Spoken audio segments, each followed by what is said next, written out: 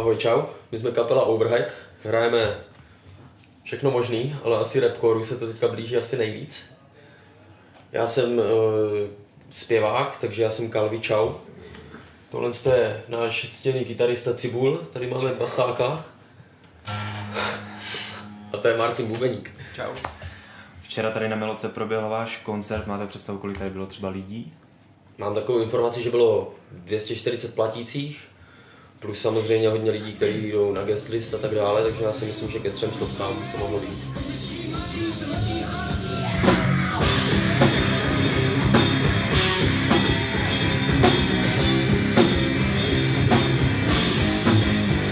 Proč zrovna Overhype, jak vznikl váš název?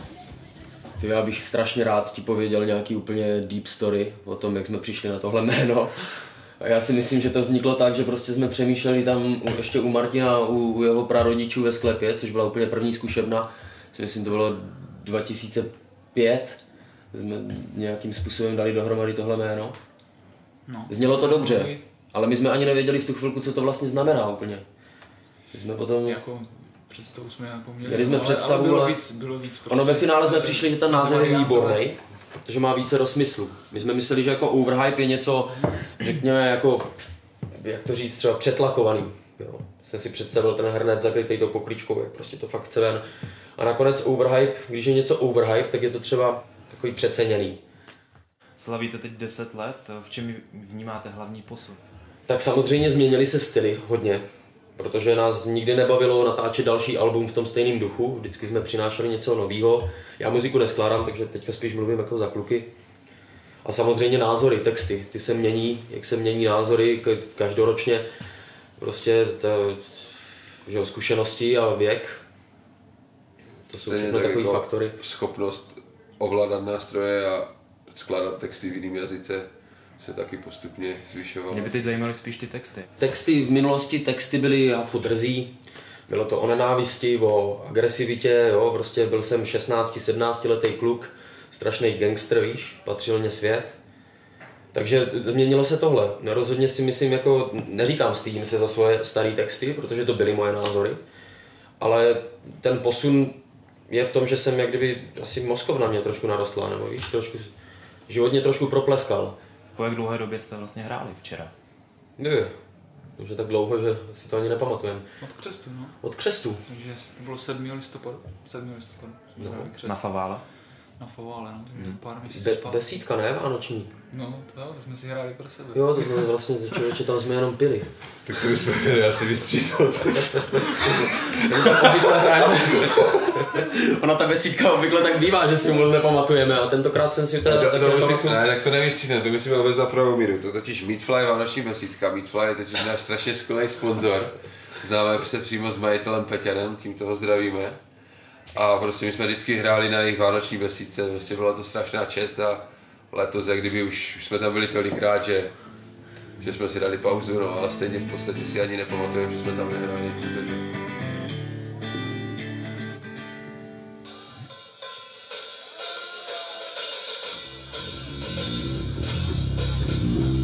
A co je třeba největší překážkou pro to, abyste měli čas? No, vzhledem k tomu, že já jsem teďka takový poloněmec, protože tam mám práci, mám tam přítelkyni, takže čas. Si myslím, že já jsem ten hlavní důvod, proč se neskouší často, proč se nehraje tak často. Museli jsme samozřejmě přehodnotit situaci, už nemůžeme hrát každý koncert. Jo, že my jsme opravdu jezdili za benzín, prostě jsme si řekli, hele, co budeme dělat o víkendu, pojďme si zahrát. To teďka nefunguje, protože mě to stojí hodně peněz a hodně hodin se semka dostat. Takže já si myslím, že já jsem ten hlavní důvod, no, čas. A z čeho třeba čerpáš nejvíc energii, inspiraci nebo motivaci vůbec dělat to, co děláte? Motivace. Motivace je včerejšek, takový akce. To je pro mě největší motivace. Vidět, že po x letech nebo x měsících nebo týdnech prostě práce opravdu pak přijdeš a uděláš někoho šťastným. A ta energie, to je úplně všechno spojený. Když vidíš lidi, jak se usmívají, jak si užívají večer, a ty si řekneš, že my jsme toho tím důvodem, jako, že prostě třeba... Neuvažuješ, no. Pojď další motivace.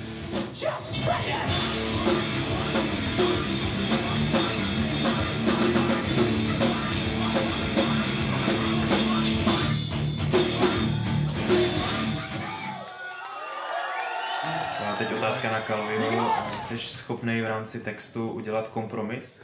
Možná navazuje trošku na tu otázku, jak jsi říkal, tady ten vývoj textový. Dřív to bylo tak, že jsem si řekl, není to úplně jako echt pravda, není to úplně můj názor, ale pěkně se to jmenuje, tak to tam dám. Ale třeba konkrétně na posledním albu jsem řekl, hlavní je ten názor té písničky. A je úplně jedno, jak to ve finále jako vyzní nějakým způsobem hudebně. Jak říkal James Brown, když to cítíš, tak je to muzikální. Takže my jsme se dostali do situací, protože já neznám noty, já nejsem muzikant, já bych řekl, jo. Já jsem spíš třeba showman než muzikant, bych řekl. Takže kluci, oni to jako vidí na doby a tak dále, jo, jako vím, že existují nějaký doby, 3 a 4 a blablabla, ale kolikrát třeba složím úplně úsek, který je absolutně jako nemuzikální. Oni mě řeknou, to je matoucí, já to tam nevidím. Jo, takže rozhodně poslední album bylo víc postavený na názoru a bylo mě úplně jedno, jestli to třeba zní pěkně, co se týče rýmu. V minulosti to zase bylo naopak, no. Tam šlo o to, aby to jako znělo krásně a ten názor už tam tak moc nešlo. Hráli jste koncerty v Německu nebo třeba na Ukrajině, kdybyste měli srovnat rozdíly mezi publikama v těchto zemích? Srovnávat Německo a Ukrajinu je docela složitá věc, bych řekl.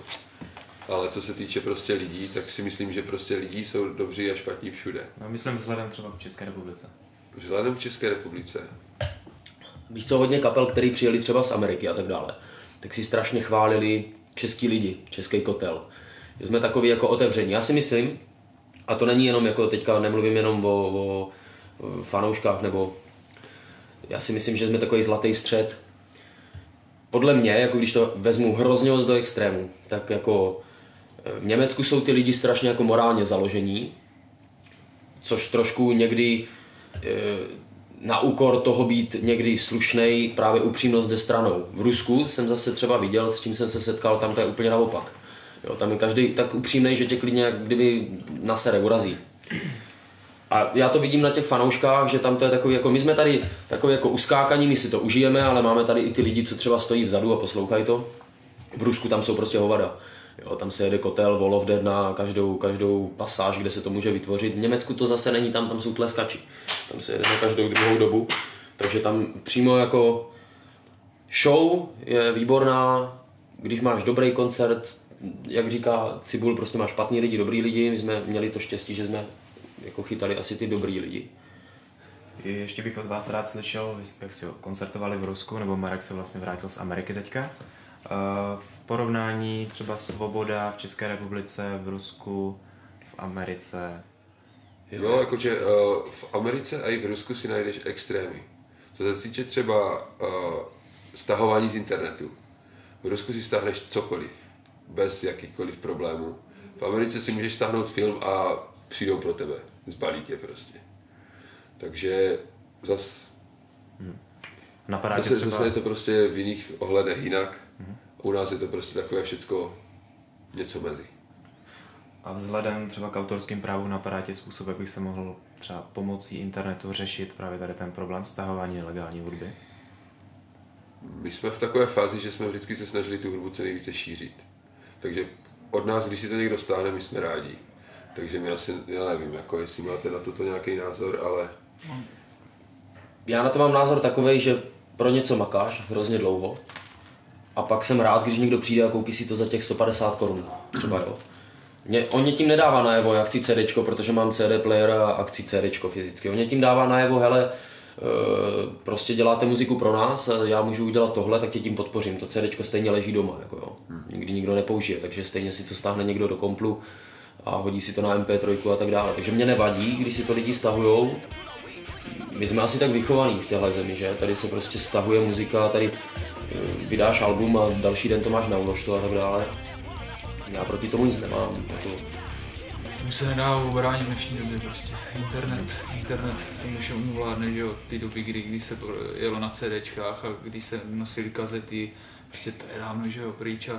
A teďka jako ono, je to trošku škoda akorát v tom, že ono to možná strhává jako kdyby tu cenu té muziky, jo? Protože za tou muzikou, ať se to třeba nemusí zdát, je hodně práce, hodně úsilí, hodně peněz prostě, jo? A člověk si to stáhne během 2 minut, prostě má MP3, že jo.